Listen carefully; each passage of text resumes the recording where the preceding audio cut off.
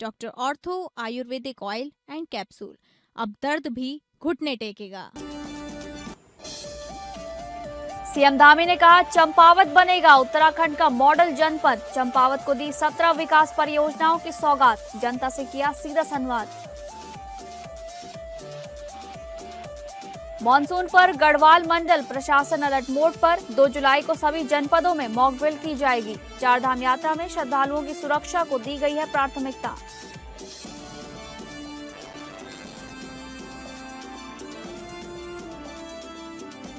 उत्तराखंड के सभी थानों को बम से उड़ाने की धमकी देने वाला युवक गिरफ्तार। साइबर सर्विलांस की मदद से आरोपी की हुई पहचान। ईमेल से दी थी धमकी।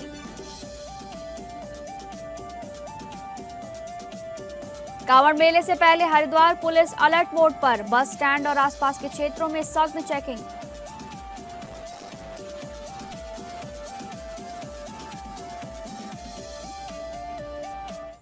नमस्कार, आप सभी का बहुत बहुत स्वागत है उत्तराखंड न्यूज में। मैं हूं आपके साथ शालिनी राणा। शुरुआत करेंगे उत्तराखंड से जुड़ी खबरों की। उत्तराखंड के मुख्यमंत्री पुष्कर सिंह धामी ने अपने विधानसभा क्षेत्र चंपावत को विकास की बड़ी सौगात दी है। 123 करोड़ 79 लाख रुपए की 17 विकास योजनाओं का लोकार्पण और शिलान्यास करते हुए उन्होंने चंपावत को उत्तराखंड का मॉडल जनपद बनाने का संकल्प दोहराया। इस दौरान जिम कॉर्बेट ट्रेल का शुभारंभ, सिटी सेंटर का भूमि पूजन और विभिन्न वर्गों के लोगों से संवाद भी कार्यक्रम का प्रमुख आकर्षण रहा। मुख्यमंत्री पुष्कर सिंह धामी ने आयोजित भव्य कार्यक्रम में 27 करोड़ 79 लाख की लागत से पूर्ण हुई 8 विकास परियोजनाओं का लोकार्पण और 96 करोड़ की लागत से 9 नई योजनाओं का शिलान्यास किया। मुख्यमंत्री ने लगभग 3.50 करोड़ की लागत से विकसित जिम कॉर्बेट ट्रेल का भी शुभारंभ किया, जिसका उद्देश्य जनपद की ऐतिहासिक और प्राकृतिक विरासत को पर्यटन से जोड़ना है। इसके साथ ही उन्होंने बस स्टेशन परिसर में बनने वाले आधुनिक सिटी सेंटर का भी भूमि पूजन किया। अपने संबोधन में मुख्यमंत्री ने कहा कि सरकार का लक्ष्य केवल भवन और सड़कें बनाना नहीं, बल्कि ऐसा चंपावत तैयार करना है जहां युवाओं को रोजगार, महिलाओं को आत्मनिर्भरता, किसानों को समृद्ध और व्यापारियों को नए अवसर मिलें। उन्होंने कहा कि चंपावत को उत्तराखंड का मॉडल जनपद बनाना उनका संकल्प है और सरकार इसी दिशा में तेजी से कार्य कर रही है। आज 124 करोड़ रुपए की से अधिक की योजनाओं का लोकार्पण भी हुआ है, शिलान्यास भी हुआ है। ये सभी योजनाएं आने वाले समय में चंपावत के विकास के लिए, आम आदमी के जीवन को सरल बनाने के लिए, उनको सुविधा प्रदान करने के लिए बहुत सहायक होंगी, बहुत मील का पत्थर साबित होंगी। आज क्रिटिकल केयर ब्लॉक का भी शुभारंभ लोकार्पण हुआ है। इसके साथ साथ अत्याधुनिक MRI मशीन यहाँ लगाई गई है। डायलिसिस की सुविधा पहले से ही यहाँ पर थी और अब MRI लग जाने से निजी अस्पतालों के चक्कर यहाँ के निवासियों को लगाने नहीं पड़ेंगे, उनको दूर दराज भी नहीं जाना पड़ेगा। अगली खबर का रुख करेंगे, जहां देहरादून सचिवालय में मुख्य सचिव आनंद वर्धन की अध्यक्षता में व्यय वित्त समिति की बैठक हुई। बैठक में विभिन्न विभागों के महत्वपूर्ण प्रस्तावों को स्वीकृति भी दी गई है। मुख्य सचिव ने हरिद्वार राजकीय मेडिकल कॉलेज की संशोधित लागत को मंजूरी दी। उन्होंने निर्देश दिए कि मेडिकल कॉलेज को पूर्ण रूप से क्रियाशील करने के लिए फैकल्टी की भर्ती शीघ्र की जाए और मेंटेनेंस के लिए भी बजट का प्रावधान रखा जाए। हल्द्वानी में 35.69 करोड़ की लागत से रीजनल ट्रांसपोर्ट ऑफिस निर्माण को भी मंजूरी मिली है। मुख्य सचिव ने पहले स्वीकृत प्रोजेक्ट को रद्द कर इसे नए सिरे से शुरू करने के निर्देश दिए। इसके अलावा उरेडा के ऊर्जा पार्क परिसर में 16 करोड़ 13 लाख की सुपर ECBC ऑफिस बिल्डिंग और 113 करोड़ 16 लाख की शहस्त्रधारा रोड वाटर सप्लाई स्कीम को भी समिति की हरी झंडी दे दी गई है।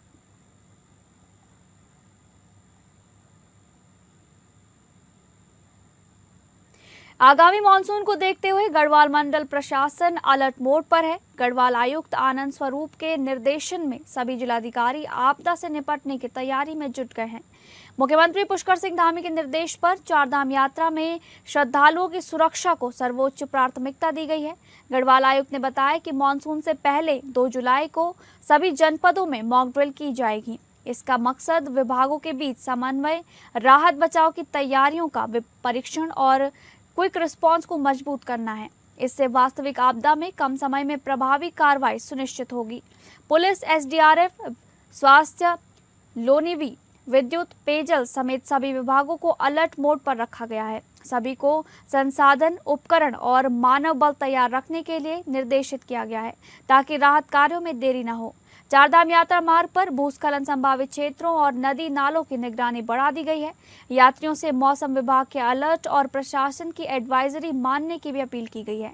प्रशासन का कहना है कि जनहानि और संपत्ति के नुकसान को न्यूनतम रखने के लिए सभी तैयारियां पूरी कर ली गई हैं।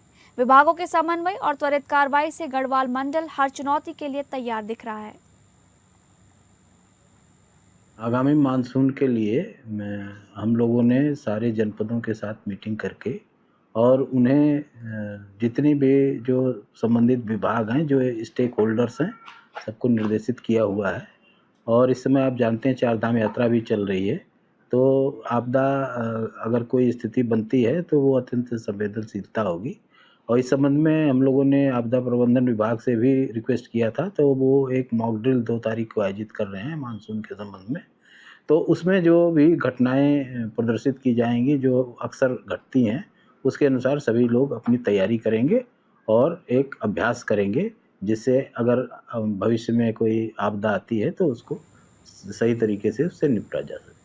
अगली खबर, सोशल मीडिया पर उत्तराखंड के सभी पुलिस थानों को बम से उड़ाने की धमकी देने वाले युवक को देहरादून पुलिस ने गिरफ्तार कर लिया है। तकनीकी जांच और साइबर सर्विलांस की मदद से आरोपी की पहचान कर उसे दबोचा गया। पुलिस ने घटना में इस्तेमाल मोबाइल फोन भी बरामद कर लिया है। पूछताछ में आरोपी ने कबूला कि कर्णप्रयाग में हुए विवाद के बाद पुलिस कार्रवाई से नाराज होकर उसने ये धमकी भरे पोस्ट डाले थे। पुलिस ने आरोपी के खिलाफ बीएनएस और आईटी एक्ट के तहत केस दर्ज कर आगे की जांच शुरू कर दी है। मामला कोतवाली नगर क्षेत्र से जुड़ा है, जहां अज्ञात व्यक्ति द्वारा सोशल मीडिया के विभिन्न प्लेटफॉर्मों पर बम धमाके से संबंधित धमकीपूर्ण पोस्ट प्रसारित की गई थी। एक युवक के द्वारा अपनी जो इंस्टा आईडी थी उसकी और अन्य जो सोशल मीडिया प्लेटफॉर्म है उस पर उनके द्वारा उत्तराखंड में जो स्थित हमारे पुलिस थाने हैं उनको बॉम्ब से उड़ाने की धमकी दी गई। उसके द्वारा उसमें ये कहा गया कि एक विवाद जो जनपद चमोली के कर्णप्रयाग क्षेत्र में हुआ था, कुछ संगठन से कुछ जो लोग थे उनके और स्थानीय युवकों के बीच में, उसमें जो विधि सम्मत कार्रवाई थी वो पुलिस के द्वारा की गई। उसी के दृष्टिगत उसके द्वारा ये कहा गया कि पुलिस के द्वारा उसमें जो कार्रवाई की गई है उसको और सख्ताई से करना चाहिए था, जो विधि सम्मत कार्रवाई थी वो करनी चाहिए थी। अगली खबर, चंपावत में विकास कार्यों से जुड़े सूचना बोर्डों को क्षतिग्रस्त करने और सोशल मीडिया पर भ्रामक खबरें फैलाने वालों पर जिला प्रशासन ने सख्त रुख अपनाया है। प्रशासन ने स्पष्ट किया है कि सरकारी संपत्ति को नुकसान पहुंचाना और अफवाह फैलाकर कानून व्यवस्था प्रभावित करने का प्रयास किसी भी कीमत पर बर्दाश्त नहीं किया जाएगा। चंपावत जिला प्रशासन के अनुसार विकास कार्यों के सूचना बोर्ड केवल सरकारी संपत्ति नहीं बल्कि जनता को योजनाओं की जानकारी देने का महत्वपूर्ण माध्यम है। ऐसे बोर्डों को तोड़ना सार्वजनिक हित के खिलाफ है और अपराध भी है। प्रशासन ने कहा कि दोषियों की पहचान कर उनके खिलाफ सख्त वैधानिक कार्रवाई की जाएगी। वहीं सोशल मीडिया पर झूठी और भ्रामक जानकारी फैलाने वालों को भी लगातार निगरानी उनकी की जा रही है। ऐसे लोगों पर सूचना प्रौद्योगिकी अधिनियम और अन्य संबंधित कानूनों के तहत कार्रवाई सुनिश्चित की जाएगी। जिला प्रशासन ने आमजन से अपील की है कि किसी भी अपुष्ट जानकारी को सोशल मीडिया पर साझा न करें और किसी भी सूचना की पुष्टि संबंधित विभाग या जिला प्रशासन से अवश्य करें। यदि किसी विकास कार्य को लेकर कोई शिकायत या सुझाव हो तो उसे निर्धारित माध्यम से प्रकाशित प्रशासन तक पहुंचाएं। जिला प्रशासन ने दोहराया कि पारदर्शिता, सुशासन और जनहित सर्वोपरि है और विकास कार्यों में बाधा डालने वाले किसी भी व्यक्ति को बख्शा नहीं जाएगा।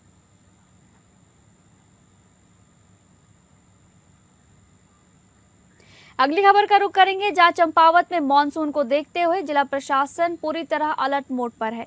जिले के सबसे संवेदनशील स्वाला डेंजर जोन में सड़क चौड़ीकरण और सुरक्षा कार्यों का जिलाधिकारी मनीष कुमार ने स्वयं मौके पर पहुंचकर निरीक्षण किया। उन्होंने अधिकारियों और कार्यदायी संस्था को स्पष्ट निर्देश दिए कि बरसात के दौरान किसी भी स्थिति में यातायात बाधित नहीं होनी चाहिए। जनपद के स्वाला क्षेत्र में चल रहे सड़क चौड़ीकरण और सुदृढ़ीकरण कार्यों का जिलाधिकारी मनीष कुमार ने स्थलीय निरीक्षण कर निर्माण कार्यों की प्रगति, गुणवत्ता और तकनीकी मानकों की गहन समीक्षा की। उन्होंने अधिकारियों को निर्धारित समय सीमा के भीतर सभी कार्य पूर्ण करने के निर्देश भी दिए और कहा कि निर्माण में किसी भी प्रकार की लापरवाही या गुणवत्ता से समझौता बर्दाश्त नहीं किया जाएगा। निरीक्षण के दौरान जिलाधिकारी ने स्पष्ट किया कि सड़क परियोजना का मुख्य उद्देश्य क्षेत्र में आवागमन को अधिक सुरक्षित, सुगम और सुविधाजनक बनाना है। उन्होंने मानसून के दौरान मार्ग अवरुद्ध न हो, इसके लिए संवेदनशील स्थानों पर सुरक्षा कार्य, जल निकासी व्यवस्था तथा भूस्खलन रोकथाम के कार्यों को प्राथमिकता के आधार पर शीघ्र पूरे करने के निर्देश दिए हैं। डीएम ने निर्माण सामग्री की गुणवत्ता, सुरक्षा इंतजाम और पहाड़ी क्षेत्रों में संभावित भूस्खलन की चुनौतियों को देखते हुए आधुनिक तकनीकी उपाय अपनाने के भी निर्देश दिए। उन्होंने दो टूक कहा कि यात्रियों की सुरक्षा प्रशासन की सर्वोच्च प्राथमिकता है और इसमें किसी भी प्रकार की कोताही स्वीकार नहीं की जाएगी। निरीक्षण के दौरान राष्ट्रीय राजमार्ग विभाग के अधिकारी, कार्यदायी संस्था के इंजीनियर और अन्य संबंधित अधिकारी भी मौके पर मौजूद रहे। प्रशासन का लक्ष्य है कि मानसून के दौरान स्वाला क्षेत्र में लोगों को सुरक्षित और निर्बाध आवागमन की सुविधा मिलती रहे।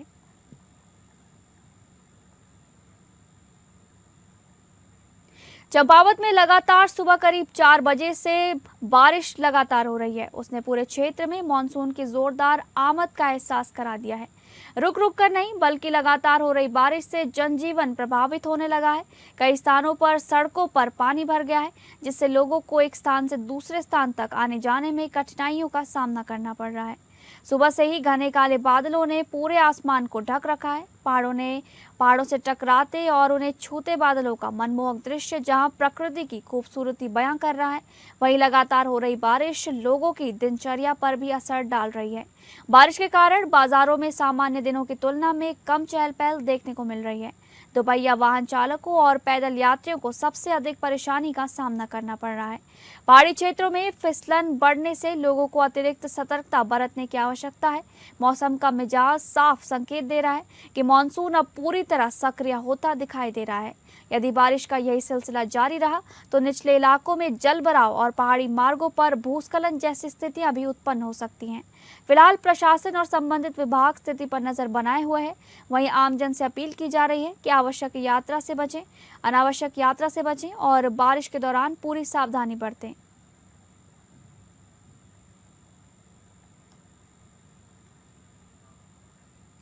आमजन की समस्याओं के त्वरित समाधान के उद्देश्य से आयोजित जनता मिलन कार्यक्रम एक बार फिर लोगों की उम्मीदों का केंद्र बना। जिलाधिकारी मनीष कुमार की अध्यक्षता में आयोजित कार्यक्रम में जनपद के विभिन्न क्षेत्रों से पहुंचे लोगों ने अपनी समस्याएं सीधे प्रशासन के समक्ष रखी। कार्यक्रम में कुल 31 शिकायतें दर्ज हुई, जिनमें से अधिकांश का मौके पर ही निस्तारण कर दिया गया। शेष मामलों में जिलाधिकारी ने संबंधित विभागों को प्राथमिकता के आधार पर समयबद्ध कार्रवाई कर रिपोर्ट प्रस्तुत करने के निर्देश दिए। रोजगार, सड़क, पेयजल, भूमि विवाद, solar street light, ration card और सामाजिक सुरक्षा से जुड़े मामलों पर जिलाधिकारी ने स्वयं सुनवाई करते हुए अधिकारियों को स्पष्ट दिशा निर्देश दिए कि प्रत्येक शिकायत का संवेदनशीलता, पारदर्शिता और गुणवत्ता के साथ समाधान सुनिश्चित किया जाए। कार्यक्रम के दौरान रोजगार की मांग पर श्रम विभाग को तत्काल कार्रवाई के निर्देश भी दिए गए। सड़क निर्माण, ग्रामीण मार्ग, दिव्यांग सहायता, जंगली जानवरों से सुरक्षा के लिए तारबाड़ तथा बीपीएल राशन कार्ड जैसे मामलों में भी संबंधित विभागों को आवश्यक कार्रवाई के आदेश जारी किए गए। जिलाधिकारी मनीष कुमार ने कहा कि शासन की मंशा के अनुरूप प्रत्येक नागरिक की समस्या का समयबद्ध समाधान प्रशासन की सर्वोच्च प्राथमिकता है। उन्होंने अधिकारियों को निर्देशित किया कि कोई भी शिकायतकर्ता अनावश्यक रूप से सरकारी कार्यालयों के चक्कर लगाने को विवश न हो।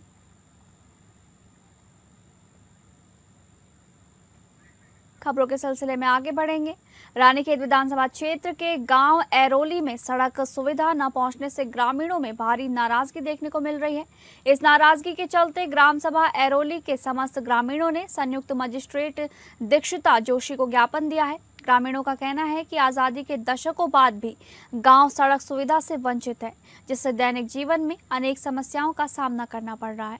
ग्रामीणों के अनुसार वे कई बार जनप्रतिनिधियों और प्रशासन के समक्ष अपनी मांग रख चुके हैं।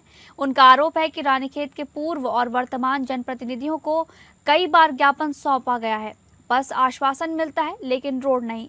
अब तक सड़क निर्माण को लेकर कोई ठोस कार्रवाई नहीं हुई। गांव के लोगों का कहना है कि चुनाव के समय बड़े बड़े वादे किए जाते हैं, लेकिन जमीनी स्तर पर विकास कार्य दिखाई नहीं देते। इसी नाराजगी के चलते ग्रामीणों ने इस बार रोड नहीं तो वोट नहीं का नारा बुलंद किया है।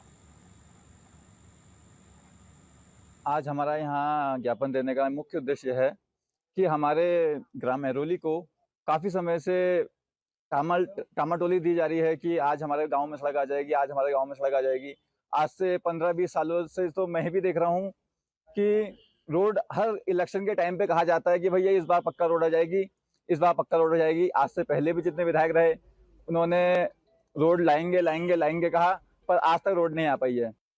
हमारे ये रोड का मामला अभी काफ़ी लंबे समय से चल रहा है, जिसमें कल सभी गांव वालों के सहमति से एक खुली बैठक ग्राम सभा में कल हमारे ग्राम पंचायत द्वारा रैली में की गई, जिसमें सर्वसम्मति से गांव एकत्रित होकर रोड का इसी दिन निर्णय कराने के लिए फैसला लिया गया, जिसमें सभी ग्रामवासी हमारे उपस्थित है। हमारी अध्यक्षता में यहाँ पर एक निर्णय लिया गया कि इस बार अगर रोड नहीं आई तो सब ग्राम सभा वाले जो है बूथ का बहिष्कार करेंगे और इसमें वोट नहीं डालेंगे। अगली खबर का रुख करेंगे, जहां रुद्रपुर में ट्रांजिट कैंप के वार्ड 3 में नगर निगम की ओर से 1 करोड़ 59 लाख रुपए की लागत से बनने वाले नेताजी सुभाष रजत जयंती पार्क का महापौर विकास शर्मा ने विधिवत शिलान्यास किया। इस दौरान उन्होंने कहा कि प्रधानमंत्री नरेंद्र मोदी और मुख्यमंत्री पुष्कर सिंह धामी के नेतृत्व में विकास की गंगा शहर के हर कोने तक पहुंचाई जाएगी। महापौर ने बताया कि पार्क में भव्य प्रवेश द्वार, बाउंड्री वॉल, बच्चों के झूले, ओपन जिम, वॉकिंग ट्रैक, हरित क्षेत्र और बैठने की आधुनिक व्यवस्था विकसित की जाएगी। मंदिर का सौंदर्यीकरण और भव्य त्रिशूल की स्थापना भी होगी। उन्होंने कहा कि नगर निगम ने 1.25 वर्ष में लगभग 102 करोड़ रुपए के विकास कार्य कराए हैं। गांधी पार्क के सौंदर्यीकरण, Uttarayani park, digital library, sports complex, नए बारात घर और ट्रांजिट कैंप में क्षेत्रीय निगम कार्यालय जैसी योजनाओं पर तेजी से काम चल रहा है। महापौर ने कहा कि ट्रांजिट कैंप का स्वरूप पूरी तरह बदला जाएगा और सभी वार्डों में बिना किसी भेदभाव के समान रूप से विकास कार्य किए जाएंगे। देखिए, नगर निगम के अंदर हमने जो उत्तराखंड के 25 वर्ष पूर्ण हुए हैं उस पर एक रजत जयंती पार्क हमें हमारी सरकार द्वारा मिला है, जो हमने ट्रांजिट कैंप को दिया है। हमारे लोकप्रिय मुख्यमंत्री श्री पुष्कर सिंह धामी जी के आशीर्वाद से 1,59,40,000 रुपये का ये पार्क ट्रांजिट कैंप के अंदर बनने जा रहा है। इस पार्क से निश्चित ही ट्रांजिट कैंप के हमारे जो युवा हैं, जो वहाँ के बच्चे हैं, उनके लिए हम खेलने का स्थान बना रहे हैं। हमारी कैंप में रहने वाली जो बहनें हैं, माताएं हैं, उनके लिए हम ओपन जिम बना रहे हैं। साथ में इसके चारों तरफ टहलने का स्थान हम बना रहे हैं और एक वहाँ छोटा कैफ़े भी हम बनाने जा रहे हैं। इसके साथ ही जो ये पार्क है इसका सौंदर्यीकरण होगा, अच्छी घास लगेगी, फूल लगेंगे, पेड़ लगेंगे। अगली खबर, हरिद्वार में आगामी कांवड़ मेले और धार्मिक आयोजनों को देखते हुए पुलिस अलर्ट मोड में आ गई है। एसएसपी के निर्देश पर बम निरोधक दस्ते ने बस स्टैंड और आसपास के संवेदनशील इलाकों में सघन चेकिंग अभियान चलाया। इस दौरान यात्रियों की आवाजाही वाले स्थानों और सार्वजनिक क्षेत्रों की बारीकी से तलाशी ली गई। पुलिस टीम ने हर संभावित जगह की जांच कर संदिग्ध वस्तुओं को खंगाला। अधिकारियों ने बताया कि श्रद्धालुओं की सुरक्षा के लिए ऐसे अभियान लगातार जारी रहेंगे ताकि किसी भी अप्रिय घटना को समय रहते रोका जा सके।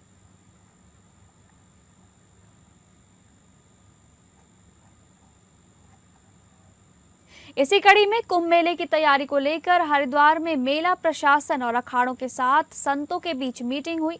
शहरी विकास मंत्री राम सिंह केड़ा की मौजूदगी में मेला नियंत्रण भवन में हुई मीटिंग में आगामी कुंभ मेले की तैयारी और अखाड़ों की कई मांगों को लेकर विचार विमर्श किया गया। हालांकि इस मीटिंग में अखाड़ा परिषद की गुटबाजी भी साफ तौर पर नजर आई। हाल ही में गठित हुए अखाड़ा परिषद के एक गुट के सभी 8 अखाड़ों के संत मीटिंग में शामिल हुए, लेकिन निरंजनी अखाड़ा, जूना अखाड़ा, आनंद अखाड़ा समेत 5 अखाड़ों के संत इस बैठक से नदारद रहे। साधु संतों और शहरी विकास मंत्री ने मीटिंग को पूरी तरह सार्थक बताया और कहा कि अगली मीटिंग में सभी 13 अखाड़े के संत शामिल होंगे। गंगा माई से कामना करते हैं और प्रार्थना करते हैं कि देश दुनिया से जो है लोग यह भव्य और दिव्य कुंभ मेला में आए, ज़्यादा से ज़्यादा आवे। आदरणीय मुख्यमंत्री, शहरी विकास मंत्री और पूरा मेला प्रशासन पूरा राममय है और जो है आदरणीय प्रधानमंत्री जी के देखरेख में भारत ही नहीं पर पूरी दुनिया में सनातन की जय जयकार हो रही है। तो आज देखिए 8 अखाड़े यहाँ फुल बहुमत में थे। अखिल भारतीय नया अखाड़ा परिषद का नया गठन हुआ है और हम लोग बहुमत में हैं और आगे भी जो भी अखाड़े हैं वो सब जो है धीरे धीरे यह अखाड़ा परिषद बॉडी में आ जाएंगे। मुख्य बिंदु जो आने वाला कुंभ है उसको दिव्य भव्य बनाने के लिए और दूसरी जो मेन बात थी वैष्णव अखाड़ों को जमीन आवंटन किया जाए, इसके लिए मुख्य मांग हम लोगों ने रखा था। और माननीय मंत्री जी क्योंकि पहली बार ही आए हैं और उन्होंने सबका परिचय भी हो गया, उन्होंने आश्वस्त किया है, इस पर हम कार्रवाई कर रहे हैं और अखाड़ों की जो जो मांग है वो लिखित रूप में प्रशासन को हम लोगों ने दिया है। अगली बार सब शामिल होंगे। तो बहुत से लोग अपने किसी कारणवश बाहर हैं इसलिए वो नहीं आए और वो सब हमारे भाई हैं, किसी का कोई वैमनस्य नहीं है, सब आपस में एक है। सभी लगभग अखाड़े जितने भी अखाड़े उनके ज्यादातर प्रतिनिधि यहाँ पर पहुँचे थे और कुछ लोग जो यहाँ नहीं थे वो यहाँ पर नहीं थे, कोई बाहर थे और कई उज्जैन गए थे, कहीं दूसरी जगह गए थे, इसलिए नहीं आ पाए। उनके प्रतिनिधि यहाँ पर पहुँचे थे और कोई ऐसा विषय नहीं है। और इस बार सभी लोगों के आशीर्वाद से, सभी महंतों के आशीर्वाद से, सभी अखाड़ों के आशीर्वाद से इस कुंभ को हम ऐतिहासिक बनाने की तैयारी में लगे हैं और सबका सहयोग हमको मिले। उत्तराखंड के लोक पर्व हरेला को इस बार हरिद्वार में पर्यावरण संरक्षण के सबसे बड़े अभियान के रूप में मनाया जाएगा। 16 जुलाई को पूरे जिले में एक साथ 30,000 पौधे लगाए जाएंगे, जबकि हरित हरिद्वार मिशन के तहत कुल 5,80,000 पौधारोपण का लक्ष्य रखा गया है। जिलाधिकारी मयूर दीक्षित के निर्देशन में आयोजित एक बैठक में डीएफओ स्वप्निल अनिरुद्ध ने अभियान की तैयारियों को अंतिम रूप देने के निर्देश दिए। उन्होंने कहा कि इस बार केवल पौधे लगाना ही उद्देश्य नहीं है, हर पौधे की मोबाइल ऐप के जरिए जियो टैगिंग कर निगरानी और संरक्षण भी सुनिश्चित की जाएगी। अभियान में सरकारी विभागों के साथ विद्यालय, स्वयंसेवी संस्थाएं, जनप्रतिनिधि और आम नागरिक भी शामिल होंगे। एक परिवार 2 पौधे की मुहिम के माध्यम से हर घर में हरियाली बढ़ाने का संदेश दिया जाएगा।